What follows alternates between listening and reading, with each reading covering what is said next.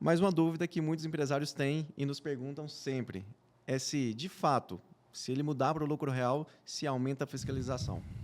Acho que eu deve ter chegado umas 1000 perguntas dessa aí para o João já. Exatamente. Mas, já. Então, a gente gostaria de saber qual que é a sua opinião quanto a isso. Olha, eu vou dar a minha opinião bem sincera, até porque eu estou há bastante tempo na área, né? Isso é lenda urbana, pessoal. Isso eu não sei de onde que tira essas ideias. Para mim, é total lenda urbana, né?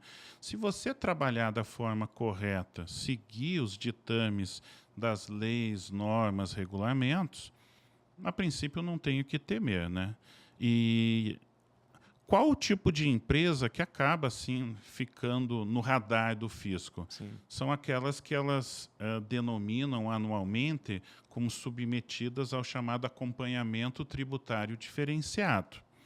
E sabe que é interessante? O acompanhamento tributário diferenciado, ele normalmente é por região. Então, onde que eu quero chegar?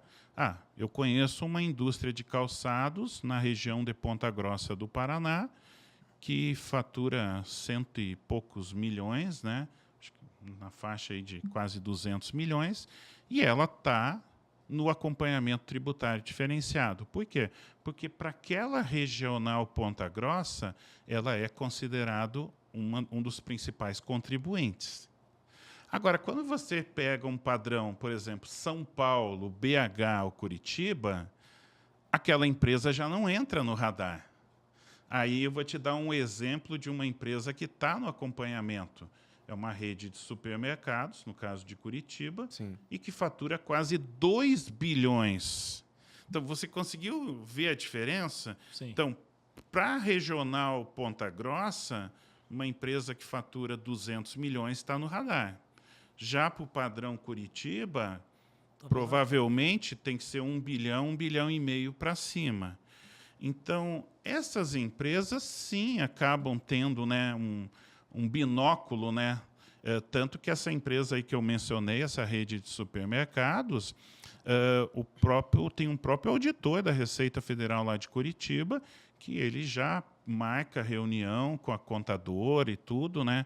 E pede esclarecimento de algumas coisas que estão na ECD, na ECF, né? Então, basicamente, são aqueles maiores contribuintes de cada região. São os maiores contribuintes. Então, é difícil de colocar um número. Mas, na minha opinião particular, se você está na faixa de quem fatura até 50 milhões por ano, não precisa esquentar a cabeça com esse olhar diferenciado. Estou usando um número baixo, até porque a gente tem várias regiões, várias características diferentes a nível Brasil, né? Perfeito. Mas, na minha visão, acho que dificilmente... eu sou uma empresa de lucro real que fatura 1 milhão por ano. Não esquenta a cabeça. Isso não vai fazer diferença. Você não vai ficar, e agora vão me ver. Não, isso aí, para mim, é totalmente lenda urbana. Não confere. Eu tenho uma aqui que já me perguntaram, que é, por exemplo, nós tivemos agora a reforma do consumo, né? Vamos falar que a reforma tributária do consumo. Mas nós temos o IR-CSLL, que a gente ia falar, então, da reforma tributária sobre da renda, né? Sobre o lucro e a renda. Né? Então, é você que possivelmente tem contato, e talvez pessoas de bastidores, e talvez opiniões de pessoas que são opiniões relevantes. Você tem alguma opinião em relação a isso? No que poderia esperar? Ou seria a mesma coisa após acontecer de fato e rodar essa que já vai acontecer agora, que é a do consumo? O que seria a sua opinião em relação a isso? Olha... até onde eu tenho notícia, eu estou acompanhando, me parece que parte da reforma tributária sobre o lucro e a renda teria muito daquela tentativa proposta ainda do governo anterior, né? E que, resumidamente, o que tinha lá? Tinha algumas ideias que eu vejo como importantes, né?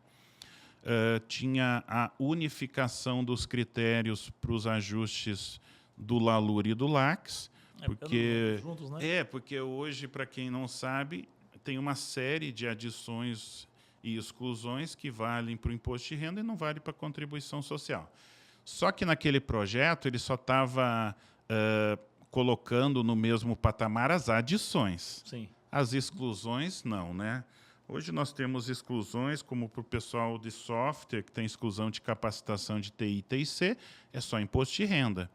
Nós temos exclusão de depreciação acelerada incentivada de alguns setores, que é só para o imposto de renda, né? Então, nós temos, no âmbito das exclusões, situações que valem só para o imposto de renda e não vale para a contribuição social. Aí eu lembro que tinha também, por exemplo, distribuição disfarçada de lucros, estava se prevendo aumentar as situações que caracterizariam a DDL, né? Então, seria mais assim, na minha visão, olhando IRPJ e CSL, fechar algumas arestas que realmente Mas você vê que chance de ficar um restam só. abertas. Você vê chance de ficar um só, então. Difícil, sabe, precisar, porque hoje, presta bem atenção comigo, a CSL, ela vai para o Caixa da União. Sim, é uma contribuição. E o imposto de renda, ele é dividido com estados e municípios, né? Eu não quero entrar no mérito aqui se é proposital ou não, mas é sempre mais comum o executivo ou o legislativo federal instituir reduções, deduções, exclusões e benefícios no imposto, justamente porque sabe que aí os estados e municípios vão na carona, ou seja, não, eu estou dando a redução, mas não vou bancar sozinho, né?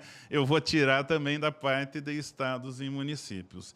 Então, eu não saberia te falar se iria para o lado da unificação. Se você for ver a verdade, é porque a questão que pesa aí é o destino. O destino faz mudar tudo. E o destino de um, que é diferente do outro, pesa mais para o outro e melhor que pese mais para ele do que para mim. Tem isso também, porque a CSLL é uma das fontes da Seguridade Social, né?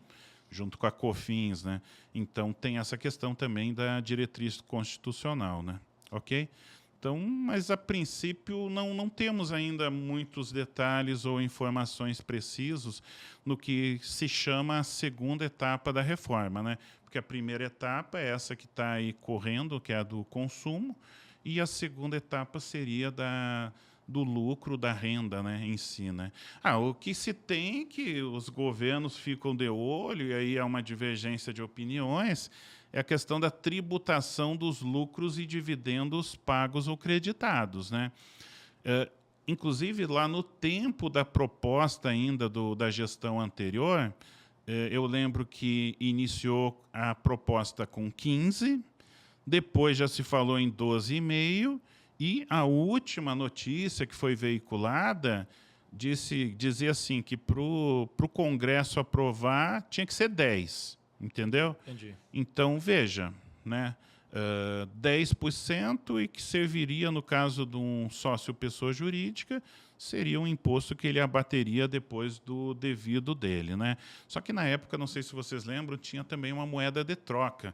Olha, eu vou instituir tributação de lucro ou dividendo, mas a alíquota do imposto de renda ia deixar de ser 15%, ia passar a ser 8%, por exemplo. Sim, entendi. Então tinha uma moeda, tinha uma, de certa forma, uma compensação, né?